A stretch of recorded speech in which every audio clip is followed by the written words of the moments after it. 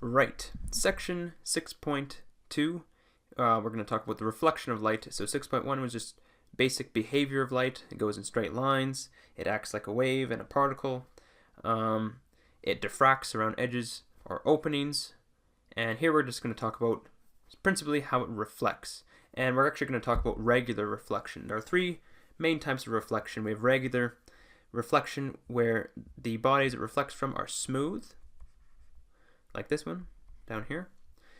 We have diffuse reflection, which is like this.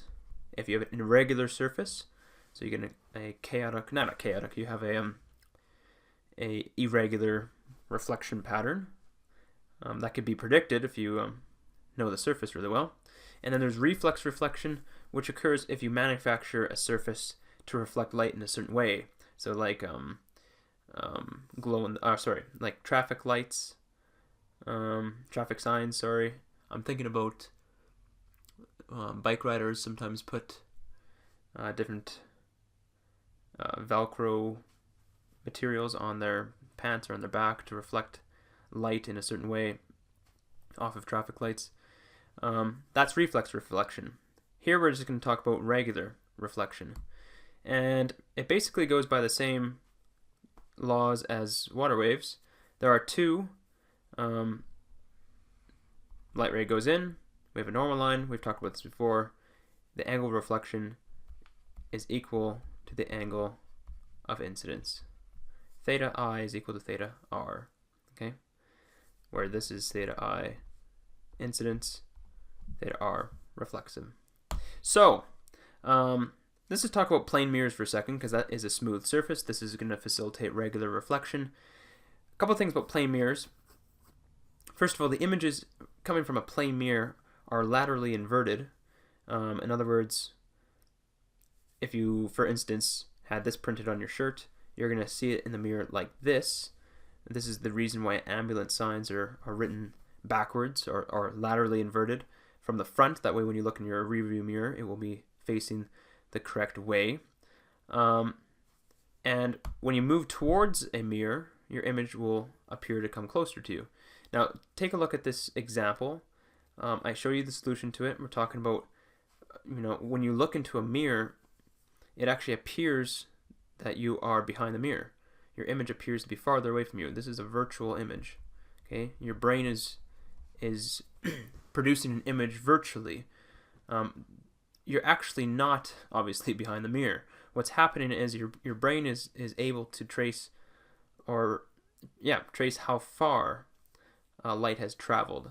So for instance, if there's a light in the room right here, hits your head, it has to travel 3 meters in this example to hit the mirror, but then it has to travel 3 meters to go back. This is why it appears to you that you are actually 6 meters away. It appears that you are double that distance because it had to go there and back. It appears that your eye can kind of trace the total distance. So it appears that you're 6 meters away from yourself. If you're to walk forward, of course, this is going to go forward, and say you're 2 meters away, then you're going to appear 4 meters away. Okay, but this idea of virtual image is important. Okay, the difference between a virtual and a real image is in the pinhole camera example. If this was a pinhole camera, the image was upside down, and so it was inverted, but it was real because you can trap the light rays. The light rays were focusing in on a point. Okay, it's a real image. It's there. The light rays exist there. Virtual is only in your mind. Only in your mind. But you cannot capture this with a screen, at least certainly not behind the mirror, because it's blocking all the light rays. So that leads us into our section today, which is going to do with curved surfaces, principally to do with converging mirrors or concave mirrors. Okay, concave mirrors would be a mirror like this. Okay, curves inward, and it has the ability to focus light. Okay, which you hopefully can kind of intuitively see this. Light will bounce in, reflect, and they will all reflect to a point called a focus, just like in water waves. Convex mirrors, not as interesting. It will diffuse, or the light rays will diverge as opposed to converge. So let's just take a look at concave mirrors for a second. Okay, concave mirrors. Some properties of concave mirrors. Here's one right here. Maybe I have one on the next slide. Well, let's focus on this one right here. Okay. First of all, how do you make one? How do they manufacture them? I believe is they actually make a sphere. So you can imagine this going around in 3 dimensions, and they will cut slices from it from the outside, and each slice will actually be the same as long as it's the same material. And this center of curvature is the center of the sphere, okay? And it has special properties because of this. Half of the distance from the center of curvature to the mirror is called the focus. This is where light rays will focus in, depending on certain situations. Okay. What else did I tell you? The principal axis is the axis that will run right through the center of curvature and the focus, and it will be parallel or perpendicular to this point on the mirror. And I think we can settle with that. The vertex is right here. Okay, not listed, but it is where the principal axis and the mirror meet. So here we go. Let's get to some important things. Here's the key. The rules for curved mirrors. Okay, rules for curved mirrors is as follows. There are 3 rules. You only need to use 2 when you do these examples, because you only need 2 lines to cross to know where the image will be formed. But here are the rules to curved mirrors. If a ray of light is parallel to the principal axis and strikes the mirror, it will go through the focus. Okay, that's rule 1. So that's all the time. If you have a ray of light that is going through the focus, I'm trying to read which one this is. Yes, it's the second one. If you have ray light come through the focus, guess what? It will do the opposite. It will go parallel to the principal axis. Okay. The last one, so that was rule 2. The last one is a ray of light that goes through C will reflect back along the same path. So if you have one coming from here, boom, it will reflect back right through C. This is critical. Notice how in my arbitrary example, they all actually so happen to reflect back to a given point. This point will be where the image is located. The name of the game in the following pictures will be to predict where the image is located and tell me the characteristics of it based on where the object is. Here are all the answers. Okay, so there's only 5 different possibilities of where objects can be located with respect to a curved or a convergent mirror, okay, concave mirror. So case 1 would be if you have an object that is beyond the length of the center of curvature, beyond C. I give you this answer right here in terms of what you're going to do, and this is hopefully going to clear up some confusion. I'm going to go slowly in this first one. Is say you have a light source right here. Okay, light source, it's shining in all directions. When it hits the object, just like the tree example in the pinhole, it bounces off everywhere. I'm only, for simplicity's sake, showing the rays of light that are interesting to us, and that will actually serve the purpose of predicting where the image will be located. One of them will hit the center, will hit this object and reflect parallel, like this, and hit the concave mirror, and therefore by rule 1, it will go right through the focus, like I have here. Okay, we're looking here now. One of them will go right through the focus. And that's all you need. You could also draw a third one. See how good I am at this. Boom. Hits the center of curvature, and guess what happens here? Bounces right back, so you can have a double arrow here.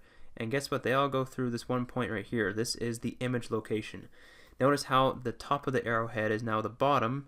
In other words, convergent mirrors will actually form, if you trap the image, a inverted image. Okay, so orientation means it's inverted. The size, look at it, it's clearly smaller. Okay, the type is clearly real. What that means is you can capture it, right? You can capture the image. That's key. Position of the image. Here you can just use English. It's clearly between C and F. So always relate it back to C and F. So it could be on F, it could be on C, it could be in front of F, it can be, beyond the distance of C. Position of object, for instance, I would say this. Object is greater than, that's a greater than sign. I'm making it worse. C. Okay. There you have it. That's how you do these things. So you have to focus on the 3 laws. Okay. So, whoa. Here we go. Next example is object 2. Okay. Now, I think I have a ruler that I'll be able to use in this video. Here we go. See if this will actually work, if I can actually put this on the screen. So, case 1 is a light ray will come out, parallel, hit the mirror. By case 1, it will therefore go right through the focus. Okay.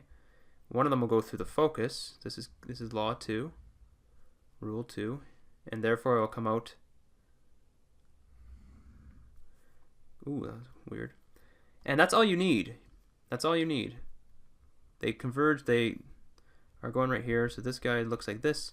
It's on C. So position of object is on C. Position of image on C. Size of image, it looks like it's the same size. You can look at the answers. It will be the same size if it's on C. Orientation inverted. Type, it's real. Anytime this is in front of the mirror, more tips, in front of the mirror, it will be real. Virtual is only when your brain thinks it's going to be behind the mirror. Okay. Next one. Case 3. This is when the object is in between C and F. So you could say that. Object is